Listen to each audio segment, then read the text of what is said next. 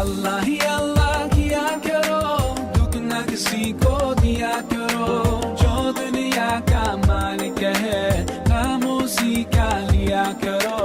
अल्लाह ही अल्लाह, अल्लाह ही अल्लाह, अल्लाह ही अल्लाह किया करो, दुख न किसी को दिया करो, जो दुनिया का मालिक है काम उसी का लिया करो।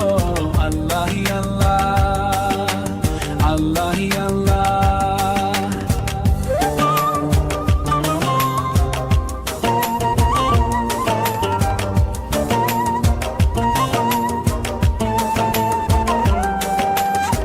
Just like a sunrise can't be denied, no, just like the river will find the sea.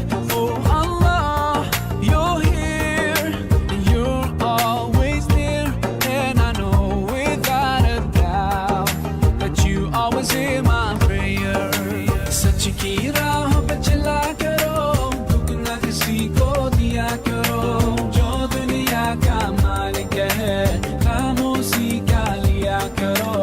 Allah he Allah, Allah he Allah.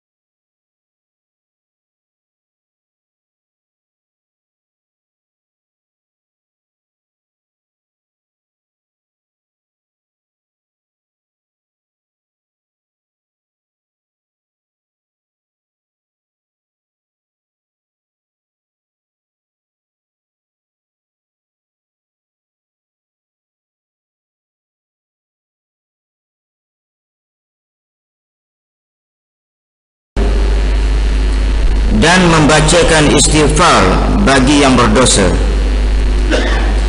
dan mendoakan orang yang terkebelakang dan cinta pada orang yang bertaubat daripada mereka.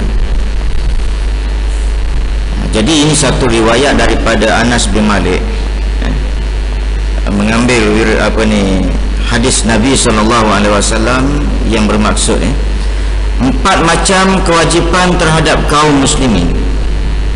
Maksud dia kewajipan kita kepada orang Islam, kewajipan kita kepada orang Islam yang lain. Pertamanya membantu orang buat baik, nombor 1 Jadi kita kena bantu orang buat baik. Orang yang perlu kita bantu buat baik, kena ingat orang yang perlu kita layani, santuni dia supaya dia senang ke, dia jadi baik ke, nombor 1 sekali ingat, dalam lingkungan kita sendiri. Siapa dia? Yang terdiri daripada anak isteri kita. Kita kena bantu dia. Jadi macam mana nak bantu, nak suruh anak isteri kita jadi baik? Ya, peringkat anak nombor 1 sekali, cara dia sudah tentu bagi pendidikan. Nak suruh jadi baik ni tuan-tuan, nak suruh dia tu buat baik, nak suruh dia, di sini dikata antu'ina muhsinahum, nak suruh dia tu jadi baik. Nak suruh dia jadi baik, kena ingat manusia hanya jadi baik kerana dia ada ilmu. Dia tahu nak jadi baik tu lagu mana, jalan dia, dan apa yang patut dibuat supaya kalau Tuhan tengok, dia ni Muhammad bin Abdullah ni buat kerja baik. Jadi dia kena tahu lah apa benda yang dikatakan baik tu. Dan kalau orang lain pun tengok, manusia yang lain tengok, kawan-kawan dia ke, tengok dia ni ni buat baik. Jadi nak tahu, dia tu sendiri kena tahu buat benda baik. Maka untuk itu belajar mesti. Anak-anak muda kita hantar je sekolah agama, sekolah agama, kafar ke, lepas tu naik sekolah menengah. Tak lama lagi nak masuk sekolah menengah. Daripada sekolah rendah nak pindah kepada sekolah menengah, ya. Dan saya selalu sebut, tak ada sebab lagi mak ayah dia tidak mahu menghantar anak dia untuk belajar agama. Sebab sistem pendidikan sekarang dia dah buka luas dah. Kalau dulu kita jadi takut je nak menghantar sekolah agama, menghantar pondok lagi takut, kan? Confirm dah tak jadi apa benda tahu budak ni. Dalam fikiran kita lah, Jadi dulu sekolah pondok kita takut, sekolah menengah agama dia mikir Tok Qadi je dia ni, ustaz dengan Tok Qadi, ya? Sekarang tak ada, dah lama dah. Zaman saya dulu-dulu pun, sebelum saya tu, ya, sebelum saya dah ada satu sistem pendidikan yang mana masuk sekolah agama pun boleh jadi lawyer, boleh jadi accountant, semua sekali boleh, tak ada masalah, ya. Jadi sekarang lagi dah boleh, ya, dengan sistem pendidikan yang makin diperluaskan. Kalau hak cerdik sikit masuk sekolah menengah agama. Katanya kalau di wilayah persekutuan ini dia ada satu sekolah menengah agama wilayah persekutuan. Dulu sekolah saya dulu nama tu, ya?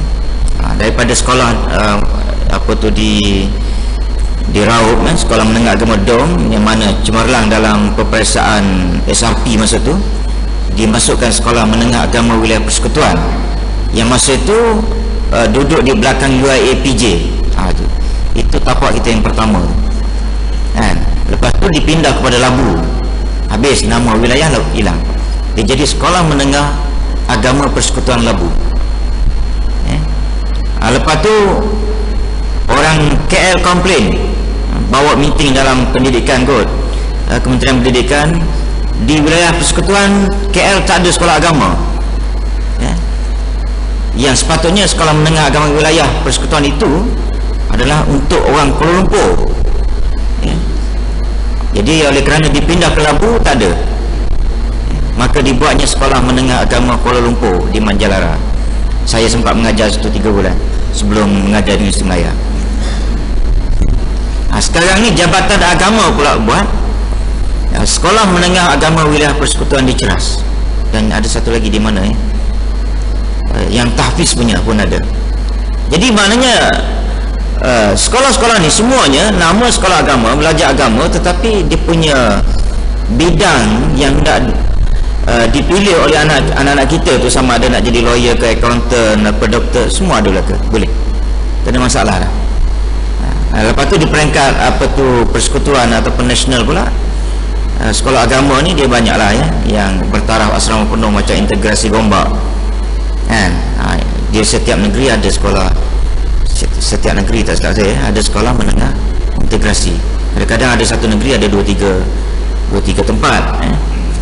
Jadi sekarang ni maknanya nak suruh anak tu jadi baik tak ada masalah. Dan sekolah menengah biasa pula, ya, sekolah menengah biasa macam sekolah sebelah, dia ada satu kelas, nama dia kelas KAA, kelas aliran agama. Nak masuk kelas tu pun memang dipilih, ya, oleh pihak sekolah ke oleh pihak jabatan, saya tak tahu, ya. Tetapi maknanya untuk nak suruh anak kita jadi baik tu, nak bantu dia supaya jadi baik, memang ada, tetapi terserah pada mak bapak, ya. Kadang-kadang ada macam yang baru ni, ada satu katanya benar benda tu, satu surat daripada ibu bapa, ayah lah, daripada ayah, yang tidak membenarkan anak dia dilibatkan dengan program agama. Maka tudung ke apa benda, baca Yasin, semua tak dibenarkan. Surat resmi dihantar pada sekolah, ya. Jadi maknanya sebab tu saya kata terpulang pada mak bapak, ya. Jadi kalau mak bapak tu memang nak bantu anak dia supaya jadi baik, dia kena fikir macam tadi. Pertama sekali alam persekolahan dia tu kena fikir, nak letak mana anak aku ni, ya. Dan di Selangor alhamdulillah, ya, di Selangor pula dia sudah pun meniru Kelantan, dia follow sikit-sikit, di mana sekarang ini telah pun ada satu sekolah nama dia Allah Rabbi Ma'had ke, saya dah pergi tempat tu tahun lepas, iaitu sekolah, apa bukan sekolah, college, tak salah saya, College Sains Islam, apa kan, Mahat Tahfiz Islam, begitulah lebih kurang, tapi dia ada sains, ya. Mahat Tahfiz Sains, Mahat Tahfiz Sains di Sabak Bernam. Dan esko baru itu Ustaz Solehin mengumumkan bahawa Tan Sri Khalid bersetuju untuk mengadakan sekolah college tahfiz sains ini di setiap daerah, di setiap daerah, termasuk Gombak. Tapi dia akan apa ni orang panggil, bangunkan yang itu dulu sebagai model, ya. Jadi lagi lah, maknanya hafal Quran, sains pun belajar, ya. Nak jadi apa ni, nak jadi saintis ke apa benda, doktor ke, semua boleh belaka. Dalam dada ada Al-Quran. Takkanlah dalam dada yang ada Al-Quran itu satu orang jurutera masih lagi nak makan rasuah bila mana nak mengesahkan satu bangunan. Okey ke tidak yang telah dibina supaya tidak runtuh, macam yang berlaku, keruntuhan yang berlaku di Stadium Terengganu baru 3 tahun pakai, ya. Kerana apa dia? Arkitek ke, engineer ke, mungkin tidak takut ke Tuhan, walaupun tak patut lulus, diluluskan juga, ya. Takkan satu orang ahli politik yang ada Al-Quran dalam dada dia masih lagi nak menipu rakyat. Itu yang kita nak sebenarnya. Takkanlah satu orang doktor yang ada Al-Quran dalam dada dia tiba-tiba nak buat satu statement pengesahan palsu untuk nak memfitnah orang, kan? Kerana pengesahan dia itu penting, boleh dijadikan bahan bukti dalam mahkamah. Kerana apa? Dia dibeli, pengesahan itu dibeli, ya. Jadi itu yang kita nak, supaya anak kita jadi baik dan kita kena bantu, ya. Yang kedua, bini kita, ya. Isteri kita kena bantu. Macam mana nak bantu? Hak ni ramai yang fail. Takkan isteri nak hantar sekolah agama, ya tak? Isteri nak hantar sekolah agama, tak ada sekolah, tak ada cara lain tuan-tuan, kuliah. Hak mana ada masjid ke surau tu, bawa isteri pergi, ya. Jangan mari seorang. Kalau mari seorang, tak larat kita nak berdepan dengan Tuhan besok, ya. Dah kata orang panggil isteri pun dah kata orang duduk seorang di rumah, kita mari seorang buat apa? Masa muda kita boleh bagi alasan pada Allah Ta'ala, sibuk dengan anak, kan? Nak bawa anak, apa ni, isteri kan kena bawa anak, menangis pula masjid. Sekarang ni dah tak ada anak dah, kan? Kenapa tak bawa masjid? Itu soalan dia. Maknanya kita tidak berhasrat nak bantu isteri kita supaya menjadi isteri yang terbaik akhirnya. Mungkin awalnya tak boleh, problem, sibuk dengan dunia, kita pun tak sempat nak bawa dia, kan? Tapi akhirnya kita nak landing dalam kubur tu dalam keadaan kita adalah manusia yang terbaik. Bawalah isteri, ya? Bawa isteri untuk belajar sama-sama, dengar sepatah dua, kan? Daripada kitab, daripada Al-Quran atau hadis yang kita baca. Wa antastaghfira limuznibihim, kita minta kepada Allah Ta'ala ampunkan orang-orang yang berdosa. Orang yang berdosa itu kita minta Allah Ta'ala ampunkan, ya. Hak ni saya ada pernah beritahu dulu, kita kadang-kala tuan-tuan ada buat dosa pada orang. Kita buat dosa, sama ada mengumpat ke, fitnah ke, nak pergi mengaku ke dia, aku ada umpat engkau, aku ada fitnah engkau, takut kawan tu libah tu dengan parang, kan? Kalau ada parang di tangan, kalau ada pistol tembak tu, kan? Nak pergi mengaku tu, kita ada buat jahat kat dia, kita berasa sulit, ya? Dan kita takut timbul dia panggil mudarat yang baru. Nak selesai masalah, kita nak selesai masalah kita yang mengumpat dia tu, kan? Tapi gigi jumpa dia ataupun kacau anak dara dia ke, masalah kita, pergi jumpa dia, cakap lagu tu, minta maaf lah pakcik, saya anak dara pakcik tu, saya dah tidur dengan dia kau benda. Kita dah taubat, minta maaf dengan dia. Tapi bila minta maaf lagu tu, gigi, ada kayu kau benda yang balun kita, tak ada pasal-pasal, timbul mudarat yang baru dia panggil. Jadi dalam situasi begitu, kalau diyakini begitu berlaku, maka jalan yang terbaiknya kita minta supaya Allah Ta'ala ampunkan dosa dia. Dosa bukan setakat orang yang berdosa tadi, kan? Dosa orang yang kita ambil hak dia. Dia sebagai wali, kita dah rampas anak dara dia, rosakkan anak dara dia. Ataupun kalau suami isteri orang pula, kita telah mengambil hak dia sebagai satu orang suami kepada perempuan tu, yang kita dah tidur dengan dia dan sebagainya. Awal yang 9 lah, ini cuma cerita. Jadi cara dia apa dia? Kita minta Allah Ta'ala ampunkan dosa dia, maka terampunlah juga dosa kita. Itu maknanya untuk nak menghapuskan dosa kita terhadap orang yang kita bersalah. Ini sekarang ni orang tu kita tak bersalah pun dengan dia, cuma kita tahu dia berdosa. Ini dia yang dalam hadis. Kita tahu dia berdosa, kita minta Tuhan ampunkanlah dosa dia. Dia kita tahu dia tak mengumpat kita, cuma dia ni kalau jumpa kita mengumpat orang lain, kurang aja mengumpat, suka cerita hal orang lain, semua orang lain tak betul belaka, kan? Lepas tu apa dia? Fitnah orang. Jadi dia tak buat fitnah kat kita, maknanya dia tidak berdosa dengan kita, tapi dia manusia yang berdosa, kita tahu, sebab dia buat benda tu depan kita, maka kita minta Allah Ta'ala ampunkan dosa dia. Comel ajaran Islam. Nombor 3, hendaklah wa antadua limudabbirihim, kita berdoa di belakang mereka. Maksudnya apa dia? Maknanya kita doa kepada satu orang dalam keadaan dia tak tahu. Itu maksudnya lah. Kita doa kepada satu orang kawan kita supaya Allah Ta'ala sembuhkan penyakit dia ke, Allah Ta'ala bagi hidayah ke dia. Kita tak cerita pun ke dia. Tak adalah cerita, mak aku doa ke kau, tak ada. Kita tak cerita. Cuma kita atas dasar sahabat, kawan rapat, kesian ke dia, doa ke dia. Kemudian wa an tuhibba taibahum, hendaklah kamu sayang, cinta kepada orang yang bertobat, daripada kalangan kita. Orang yang dah bertobat kita kena sayang. Ini tidak, kadang-kadang orang yang jadi baik kita masih lagi pandang sinis, pandang sebelah mata pada dia. Memang betul dia jahat dulu, tapi dia sudah berubah, maka terimalah dia, sayanglah ke dia, sebab dia sudah berubah, sembahyang bercantik, bahkan dia punya perangai itu lebih baik pada kita. Kita ni berasa baik daripada awal, padahal Fatihah tak betul, tapi oleh kerana kita berasa kita ni baik daripada awal, nak belajar dengan ustaz, tok imam ke benda tak ada.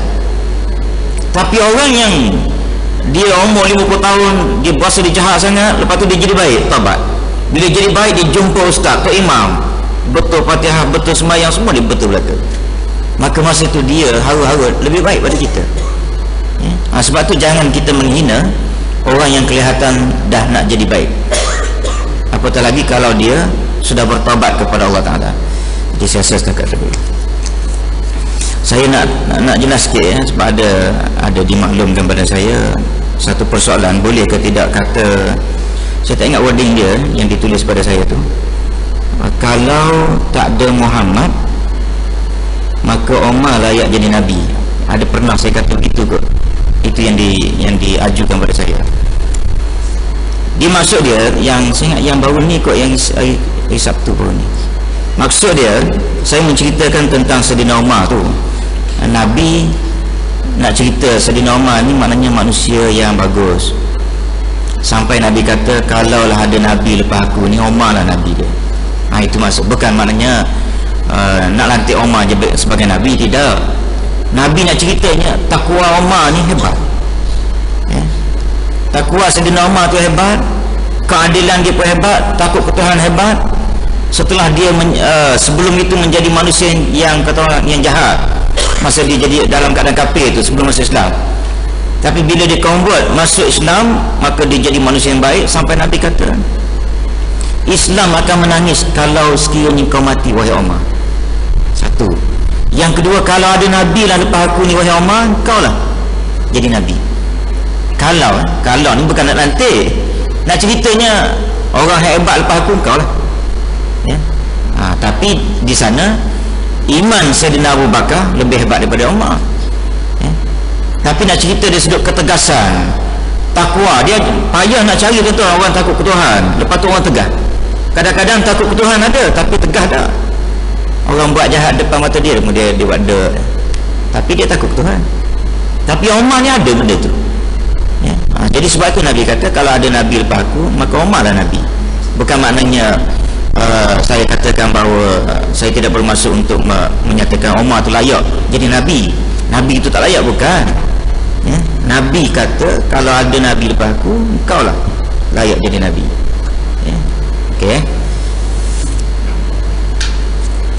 Bismillahirrahmanirrahim. Alhamdulillah wassalatu wassalamu ala asyrafil anbiya. Allahumma ighfir lana dhunubana wa liwalidina warhamna wa li jami'il muslimina wal muslimat. Allahumma ja'alna minal ladzina yastami'una al-qawla fa yattabi'una ahsana. Wa sallallahu ala Muhammadin wa ala